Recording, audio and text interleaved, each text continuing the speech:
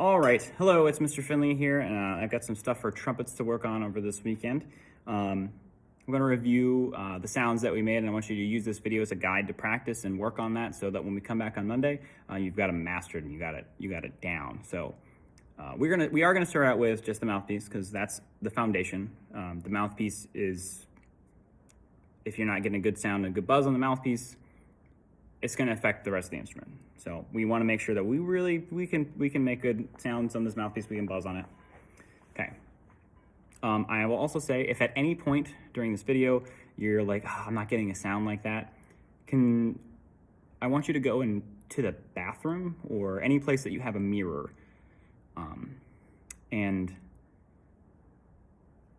like try to do what I'm doing with the mouthpiece and see, does my face look like Mr. Finley's? Because if it doesn't, it means that there's something that we need to adjust and we need to change. And I'm going to talk about some of those things, but let's go ahead and get started. So the mouthpiece, of course, we buzz our lips together, right? We have our lips together and our teeth are apart, as if we're going, okay, see the space there, okay. And on trumpet, we want to make sure that only the part inside our mouthpiece lets any air through. So ideally, we want to sound like this.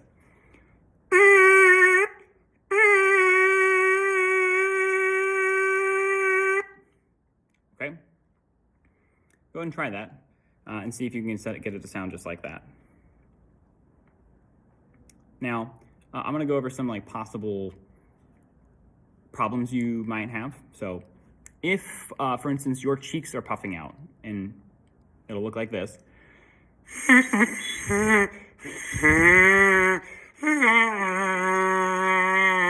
or something like that, it means that this part of your cheeks right here, the part where I'm pointing, like right past the corner of my mouth, it means that this muscle is not firm and not being used. It's just kind of lax, and that's what lets air go into the cheeks. So the count to prevent that, think about keeping this part of your mouth up against your teeth, right up against the side of your teeth, so you can kind of feel it in like right through your face. You can kind of feel it. I get your teeth there. Okay, keep it up there, and you should be able to do that. It's like if you're doing it right, there's no way you can puff your cheeks out while you do it. Okay, another thing. If you're getting something that's like this,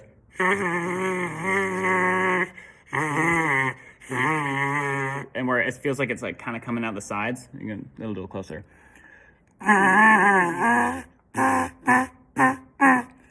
Same idea. You want to keep these parts of your lips up closer against your teeth.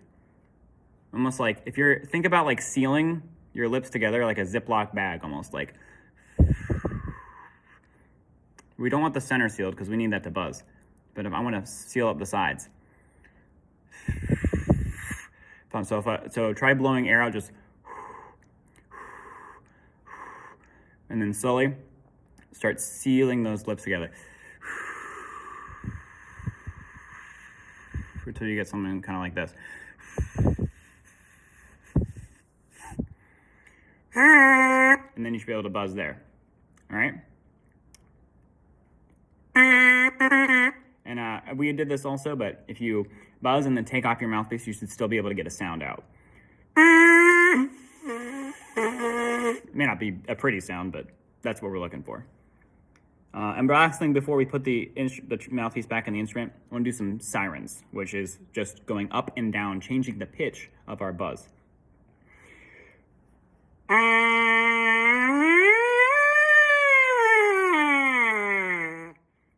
Go ahead and try that. The way that I do it is the space between my lips is a little bit smaller. Okay, space between my lips is a little smaller.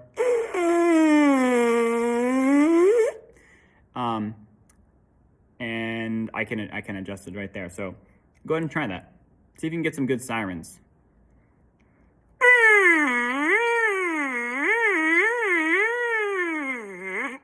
There's like no limit to what you can do with sirens on there. So practice that, a couple times this weekend.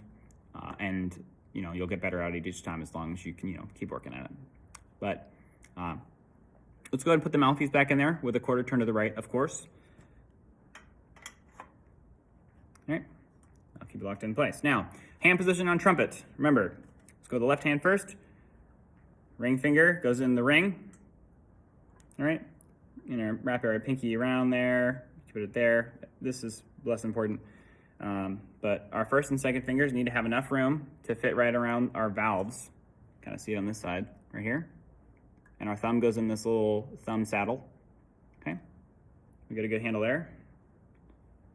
All right, and then on our right hand, our pinky goes on that top one. 1, 2, 3. Just like that. Now, the first note we went over it, was called G, as in gosh. And G, again, sounds like this.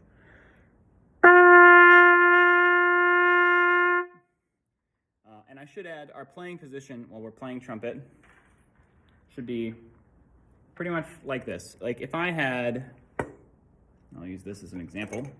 Ooh, no, not that one. That one. That one.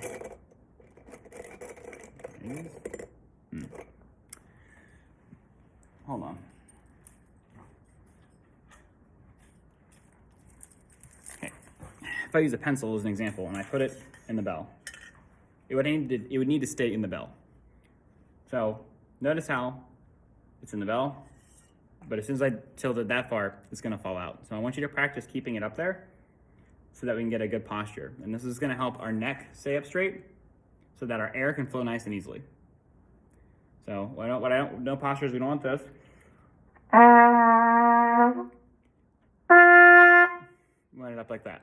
So just make sure that you're practicing that. I recommend using a pencil and just putting it in there. Don't get it lost in there. So just don't shove it all the way back. Just right in the front. It'll work fine. But anyway, with our instrument, our G, it's going to sound like this.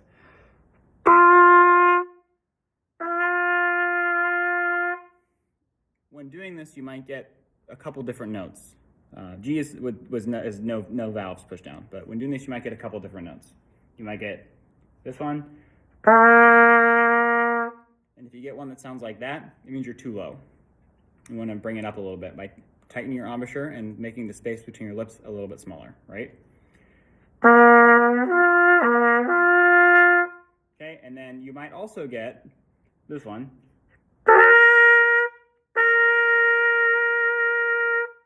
In that case, you actually need to loosen your lips a little bit. Okay, so let's do some echoing. I'm going to play G, and I want you to play it back to me.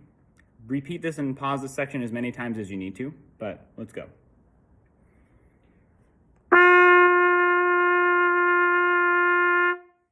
You go ahead. And again.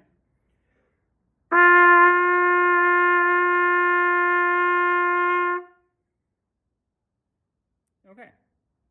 And let's go over the next note, which is A, as in Alfred or alligator. So A on trumpet is our first and second valves. Now, the first valve is the one that's closer to the mouthpiece. So look at your hand and make sure that it looks like mine. Okay, this is G. It's right above, this is A, and it's right above G.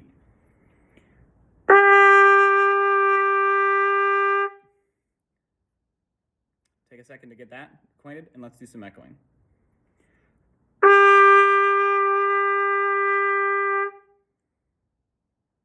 Go ahead. I'll go again.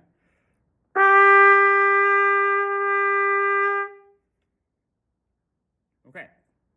And the last thing, you can practice this on your own. I'll leave this up to you, but that's just switching between G and A.